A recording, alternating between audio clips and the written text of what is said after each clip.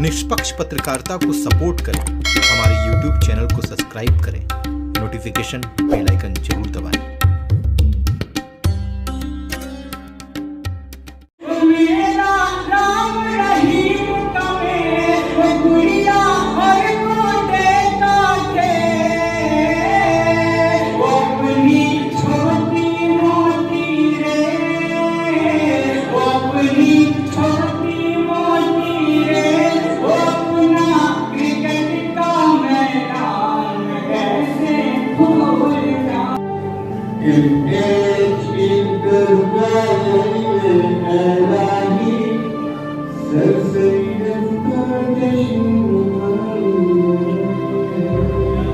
ये हिंदू और मुसलमान हमारी दो आंखें हैं।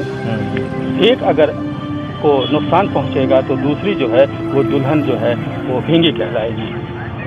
ऐसा वो शिक्षा एक ऐसी चीज़ है जो इंसान के जीवन में एक महत्वपूर्ण बदलाव लाती है।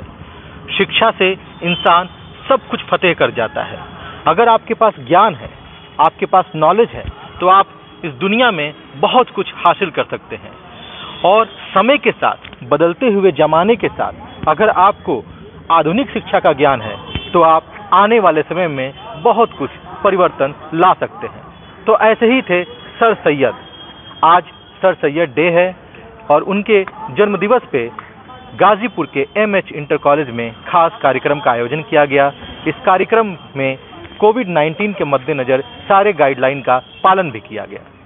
हम सर सैयद के बारे में आपको बताएंगे, लेकिन उसके पहले मैं आपको बता दूं, सर सैयद एक ऐसे शख्स थे जिन्होंने हिंदू मुस्लिम एकता की बड़ी मिसाल दी है। सर सैयद ने बताया कि हम अगर गुलामी से आज़ादी पाना चाहते हैं तो हमें शिक्षित होना पड़ेगा, हमें आधुनिक शिक्षा की जानकारी होनी चाहिए, हमें जन जन को, आखिरी व्यक्ति को शिक्षा देनी पड़ेगी, उन तक शिक्षा को पहुंचाना पड़ेगा। हमारे साथ इस समय गाजीपुर के मशहूर इतिहासकार मौजूद हैं, उनका परिचय लेते हैं और सर सैयद साहब के बारे में जानते हैं कि गाजीपुर में उनका क्या योगदान था, क्यों गाजीपुर उन्हें याद करता है। स्वागत है आपका हमारे कार्यक्रम में। धन्यवाद। आज सर सैयद डे है, सबसे पहले हमारे दर्शकों को आप अपना परिचय दे दें। मेरा नाम उबैदुर रहमान है। मैंने सर सैयद अहमद खां और गाजीपुर के मद्देनज़र काफ़ी शोध कार्य किया है और एक किताब भी मैंने इस पर लिखी है, जिसको अलीगढ़ मुस्लिम विश्वविद्यालय ने छापा है। सर सैयद साहब ने गाजीपुर में क्या किया, क्यों गाजीपुर उन्हें याद करता है, काफ़ी उनका नाम है यहाँ पर। गाजीपुर में जब वो 1862 में आते हैं तो यहाँ की एजुकेशन सिस्टम की व्यवस्था क्या थी, शिक्षा व्यवस्था क्या थी, उसके ऊपर उन्होंने सर्वेक्षण किया, सर्वे करने के बाद वो इस नतीजे पे पहुँचे कि हिंदुओं के और मुसलमानों के दोनों की जो शिक्षा स्तर है वो बहुत उसका लो है। तो उन्होंने दोनों कौमों को मिला करके उन्होंने यहाँ पे मदरसा विक्टोरिया के नाम से एक संस्था खोली।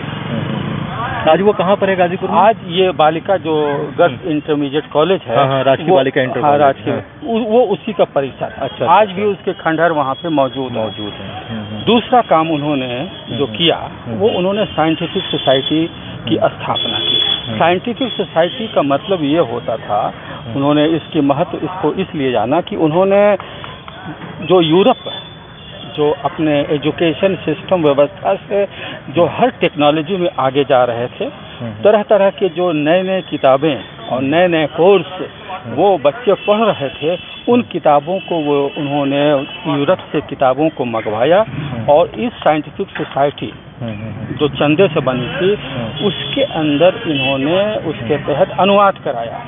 उसके लिए उन्होंने 14 रुपया, जो उस समय बहुत ज़्यादा था, 12 रुपया जो था बहुत बड़ी रकम थी उस ज़माने में, 8 रुपया थी, इसके ऊपर अनुवाद करने वालों को उन्होंने रखा। जो कि उन्होंने अभी 14 ही किताबें इस सोसाइटी के मातहत हो पाई थी अनुवाद, कि उनका ट्रांसफ़र हो गया। तो साइंटिफिक सोसाइटी जो थी वो किस तरह से नए एजुकेशन सिस्टम को भारत में ले आए, ये उन्होंने पहली बार सोचा और उन्होंने करके दिखाया। ये काम मुख्य उनका है। हमने ये भी सुना है, इस कार्यक्रम के माध्यम से हमें पता चला कि सर सैयद साहब के जो खानदान के कुछ लोग यहाँ के राजकीय सिटी इंटर कॉलेज में भी उन्होंने हाँ, उनके बेटे, 2 बेटे थे उनके, बड़े वाले बेटे जो थे, जो कि उस जमाने में जर्मन मिशन हाई स्कूल जो कि यहाँ पे 1848 में कायम हो चुका था, उसके अंदर वो कहीं भी पढ़ा सकते थे। वो हिंदुस्तान के किसी भी भाग बड़े विद्यालय में, विश्व कहीं विदेश में पढ़ा सकते थे, लेकिन एजुकेशन यहाँ की इतनी अच्छी उन्होंने देखी, इस बिना पे उन्होंने दोनों बच्चों को इसी में दाखिला कराया। जो बड़ा वाला लड़का था उन्होंने 4th और 5th यहाँ से पास किया, और जो सैयद महमूद थे जो जस्टिस हुए वो उन्होंने 3rd और 4th यहीं से पास किया। आज इसको राजकीय सिटी इंटर कॉलेज के नाम से जाना जाता है। आज वो स्कूल क्लास 6 से लेकर 12 तक चलता है। कुछ जिक्र आता है कि उन्होंने कुछ बातें ऐसी भी कही थी जो हिंदू मुस्लिम एकता की तरफ इशारा करता है। सबसे बड़ी बात है कि 2 संस्थाएं उन्होंने कायम किया था। एक तो विक्टोरिया जो स्कूल है उसके जो संस्थापक थे, पैट्रॉन, वो राजा रामनगर के जो सर देवनारायण सिंह थे वो थे मुख्य संरक्षक। उसके बाद जो इस स्कूल की कमेटी के जो सेक्रेटरी थे वो लाला जगत राय थे, और जो इसके खजांची थे वो उसके वकील कोई लाला नाम याद नहीं आ रहा, वो नियुक्त थे। की पोस्ट जो थी इस विक्टोरिया कॉलेज की उन्होंने हिंदुओं के ही हाथों में दिया। हिंदुओं के हाथों में दी। विक्टोरिया कॉलेज मतलब राजकीय बालिका इंटर कॉलेज। हाँ। जो आज के टाइम पर। और इसके अलावा जो उन्होंने साइंटिफिक सोसाइटी कायम की उसमें गाजीपुर के 46 लोग मेंबर हुए थे, और जिसके अंदर 30 लोग हिंदू थे और 24 लोग जो थे वो मुसलमान थे। तो उनके नज़र में कोई भेदभाव बिल्कुल नहीं था। किसी तरह के पत्र का जिक्र हो रहा था इस कार्यक्रम में, उसमें कुछ ऐसी बातें लिखी थी जो काफ़ी रोचक हैं, काफ़ी सीखने वाली चीज़ें हैं। वो देखिए, गाजीपुर हो या बाहर हो, उन्होंने हमेशा हिंदू और मुसलमानों को साथ लेकर के चलने की बात कही है। उनके बहुत से ऐसी स्पीचेस हैं, उनके बहुत से ऐसे खतूत हैं, पत्र हैं, जिसके अंदर उन्होंने दोनों कौमों को आगे लेकर के चलने की बात लिखी है। कहते हैं कि एक जगह कि ये हिंदू और मुसलमान हमारी 2 आँखें हैं, एक अगर को नुकसान पहुंचेगा तो दूसरी जो है वो दुल्हन जो है वो भींगी कहलाएगी। ऐसा वो कहते थे। बहुत बहुत धन्यवाद आपका हमें जानकारी देने के लिए। तो मेरी ये थी कि भाई सर सैयद वो पहला शख्स है जिसने भारतवर्ष में अंग्रेजों से मुकाबला करने के लिए आधुनिक शिक्षा को आम करने की बात कही, और सिर्फ बात नहीं की, वो जहाँ जहाँ गए उस पर काम किया, जिसका जो है एक जीता जागता मिसाल अलीगढ़ मुस्लिम यूनिवर्सिटी है। चूँकि सर सैयद के इस कारनामे को जो है किसी और अलग तरह के चश्मे से देखा गया, उस पर मुझे थोड़ा कष्ट था, और मैंने कहा कि 1875 में उन्होंने भी एक स्कूल बनाया, 1905 में पंडित मदन मोहन ने भी एक स्कूल बनाया, 1915 में जो है वो स्कूल बनारस हिंदू यूनिवर्सिटी बनता है, 1920 में सर सैयद वाला स्कूल जो है अलीगढ़ मुस्लिम यूनिवर्सिटी बनता है। दोनों ने अपने अपने ढंग से काम किया, बड़ी जद्दोजहद की, ऐसा नहीं है, दोनों की कुर्बानियां बहुत ज़्यादा हैं, और दोनों को समाज को याद भी रखना चाहिए। सर सैयद थोड़ा सा पंडित मदन मोहन से पहले थे, उनके दौर में जो है अंग्रेज़ों का जो है गलबा था, तो वहाँ पर उन्होंने थोड़ी बहुत जो है अंग्रेज़ों के साथ मिल मिला के काम निकालने की हिकमत अख्तियार किया, और इसके तहत जो उन्होंने जो भी काम किया, उसके बाद अगर भारत आज़ाद हुआ है और हम अगर जो है बड़े महान शिक्षाविदों के जिक्र करें या शिक्षा के क्षेत्र में कार्य करने वालों का जिक्र करें, तो पंडित मदन मोहन का भी नाम अदब से लिया जाएगा और सर सैयद का भी नाम अदब से लिया जाएगा। हमारी सरकार ने देश का सबसे बड़ा पुरस्कार भारत रत्न 2015 में पंडित मदन मोहन मालवीय को दिया, जिसके लिए मैं सरकार को बधाई देता हूं।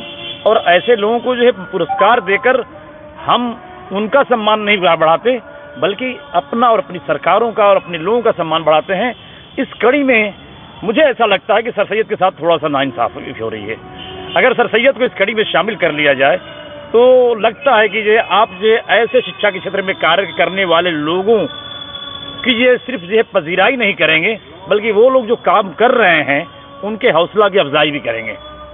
तो मैं ये महसूस करता हूँ कि जो है सरकार को आने वाले वक्त में जो है ज़रूर ये सोचना चाहिए कि इसमें जो है किसी को ये सोचने का मौका न मिले कि शिक्षा के क्षेत्र में जो 18वीं शताब्दी में 19वीं शताब्दी में जो 2 बड़े महान जो फिलासफर और जो कार्य करने वाले सोशल रिफॉर्मर एजुकेशनिस्ट जो लोग दोनों थे, उन दोनों का जो है भारत रत्न देकर जो है अगर एक का किया है दूसरे को देकर भी जो है उसको जो है कुछ किया जा सकता है। ऐसी वक्त की ज़रूरत लग रही है, ऐसा इंसाफ का तकाज़ा लग रहा है। में हर साल की तरह इस साल भी सर सैयद डे मनाया गया। कोविड-19 के मद्देनज़र उसका लिहाज रखते हुए उस पे 4 मिसरे मैंने पढ़े हैं जो अभी भी मैं पढ़ दे रहा हूँ कि कुछ ऐसा काम ही दुनिया में कर गए सैयद, कुछ ऐसा काम ही दुनिया में कर गए सैयद, दिलो दिमाग में सबके उतर गए सैयद। कुछ ऐसा काम ही दुनिया में कर गए सैयद, दिलो दिमाग में सबके उतर गए सैयद। शऊरो फिक्र की दुनिया में अब भी जिंदा हैं, शऊरो फिक्र की दुनिया में अब भी जिंदा हैं। ये किसने कह दिया तुमसे कि मर गए सैयद, ये किसने कह दिया तुमसे कि मर गए सैयद। यकीनन जो अच्छा काम करता है दुनिया में वो अपने कर्मों से पहचाना जाता है, जाना जाता है और वो अमर होता है, वो मरता नहीं है। उसकी यही दलील है कि आज पूरी दुनिया में सर सैयद डे मनाया जाता है और उन्हें याद किया जाता है। बहुत बहुत धन्यवाद आपका हमारे साथ जुड़ने के लिए। तो आप देख रहे हैं